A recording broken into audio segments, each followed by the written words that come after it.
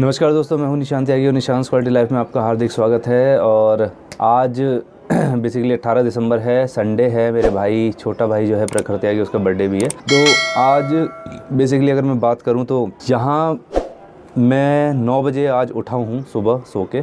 और अमूमन मैं बेसिकली अगर कंपनी जाने वाला आदमी हूँ तो सुबह 7 बजे जल्दी उठ जाता हूँ। बट काफ़ी टाइम बाद ऐसा हुआ है, कॉलेज टाइम के बाद अगर मैं बात करूँ, अगर 10 साल बाद, कि मैं 9 बजे के आसपास उठा हूँ। और 9 बजे उठ के यकीन मानिएगा 18 दिसंबर है आज, और 18 दिसंबर में सुबह अभी जो टाइम हो रहा है अभी 9:30 बजे हैं।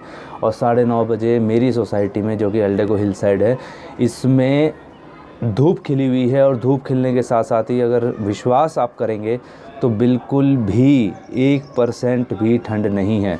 मतलब मेरा वीडियो बनाने का पर्पस ये है कि आज मैं 18 दिसंबर 2022 में बैठा हूँ और ठंड बिल्कुल नहीं है यहाँ पे। और आप मेरी ड्रेस से अगर कंफ्यूज हो रहे हैं तो कंफ्यूज मत होना, ये मेरी मजबूरी है पहनना, क्योंकि मैं थोड़ा सेंसिटिव हूँ। अगर हल्की बहुत ठंड कहीं से आ गई और मुझे लग गई तो मुझे जुकाम भी हो जाएगा। तो इसलिए मैंने प्रिवेंटिव मेजर ये लिया हुआ है और मैंने पहनी हुई है। तो ठंड ना होने के कारण तो मुझे पता नहीं, लेकिन जो मैं अनुभव करता हूँ, चीज़ें देखता हूँ, वो है, सबसे बड़ी चीज़ है वो है पॉल्यूशन। पॉल्यूशन इतना ज़्यादा हो रहा है और हर जगह हो रहा है। अगर मैं दिल्ली एनसीआर की बात करूं, मैं मुंबई की बात करूं, मेट्रोपॉलिटन सिटीज़ की बात करूं, बड़ी सिटीज़ की बात करूं, तो इतना ज़्यादा पॉल्यूशन है इन सिटीज़ में कि लोग रह रहे हैं, मजबूरी में रह रहे हैं। कोई रोज़गार है या फिर किसी का घर वहाँ पे है या बहुत चीज़ें हैं, कोई घूमने जाता है, लेकिन वो सिटीज़ रहने लायक नहीं है। मैं दिल्ली से भी आउटर सिटी में रहता हूँ, फिर भी दिल्ली से आउटर सिटी में रहने के बाद भी यहाँ का AQI मतलब हो गया air quality index. Air quality index भी यहाँ का जो है वो 360 है। तो आप यकीन मानिए कि अगर मैं यहाँ पे आउटर में रह रहा हूँ दिल्ली के, जहाँ पे एयर क्वालिटी इंडेक्स 360 है, जो दिल्ली है तो उसका एयर क्वालिटी इंडेक्स कितना होगा? वो 500 होगा कम से कम। 500 AQI में आदमी, जो साइंस कहता है, हमारे जो मेडिकल साइंस कहता है, वो ये कहता है कि 500 AQI अगर होता है तो आपके फेफड़े बहुत ज़्यादा अफेक्ट होंगे इस पॉल्यूशन से। और आप, ऐसा होगा जैसे आप 10 सिगरेट की डिब्बी एक दिन में पी रहे हो, अगर आपने एक दिन उस 500 AQI में गुजार लिया तो ये देखिए कि सिगरेट कोई पीता नहीं है, लोग कहते हैं कि मेरे लंग्स ख़राब हो गए और मैं सिगरेट विगरेट पीता नहीं हूँ, लेकिन फिर भी लंग्स ख़राब हो जाते हैं। तो इसका मतलब सिंपल ये है कि भैया, आप कहीं ना कहीं आपका एनवायरनमेंट, जिसमें आप पले बड़े हो या जिसमें आप रह रहे हो, जिसे आप महसूस कर रहे हो और जिस एनवायरनमेंट में आप जी रहे हो, वो कहीं ना कहीं आपके लिए सूट नहीं कर रहा, तो उस एनवायरनमेंट को तुरंत छोड़ दें। तो आप ये देखिए, दिसंबर चल रहा है, 18 दिसंबर चल रहा है, और 18 दिसंबर में बिल्कुल ठंड नहीं है। तो ये ग्लोबल वार्मिंग का असर नहीं है तो क्या है? हम लोग जब छोटे छोटे थे, गांव में जाते थे, गांव में जाने पे हम लोग नवंबर के एंड से ही या नवंबर के मिड से ही इतनी ठंड शुरू हो जाती थी, सूखी ठंड। फिर दिसंबर आते ही एकदम धुंध शुरू होती थी। हम लोग शाखा करते थे, RSS की, और बहुत चीज़ें करते थे वहाँ पे। तो इतना ज़्यादा चेंजेस आए हैं उसमें, एनवायरनमेंट में, और आने वाले टाइम में ये और वर्स्ट होने वाला है।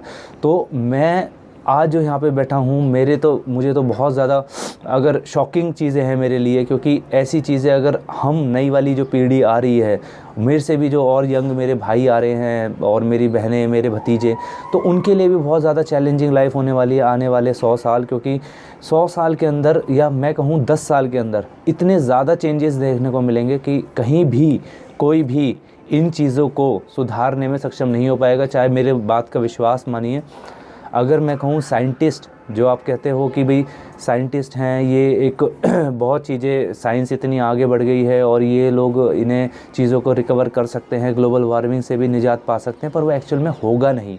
मैं पूरा आपको कॉन्फिडेंस के साथ कह सकता हूँ, ये होना पॉसिबल नहीं है। और जो एक बारी हमने एनवायरनमेंट डिप्लीट कर दिया, जो एनवायरनमेंट ख़राब कर दिया, वो हमने ही करा और किसी ने नहीं करा, तो वो फिर ख़राब होना निश्चित है, और वो और ही ख़राब होगा। तो दोस्तों, मैं हाथ जोड़ के आपसे रिक्वेस्ट करता हूँ कि अभी भी समय है, गवर्नमेंट से रिक्वेस्ट करता हूँ, अभी भी समय है।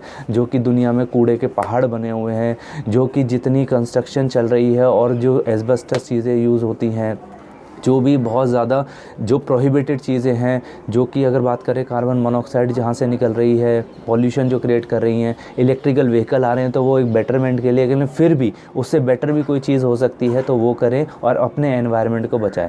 क्योंकि हम कहते हैं भगवान से प्रे करते हैं कि भगवान हमें बचा ले, भगवान कुछ नहीं है दोस्तों। मैं आपको बता देता हूँ, भा भूमि, ग से गगन, वा से वायु, आ से अग्नि, न से नीर। तो ये 5 तत्व जो होते हैं ये भगवान को बनाते हैं। अगर आप इन 5 तत्वों को ही खिलवाड़ करोगे और इनसे खिलवाड़ करोगे और इनसे साथ छेड़छाड़ करोगे तो भगवान क्या, कोई भी आपकी मदद नहीं कर सकता।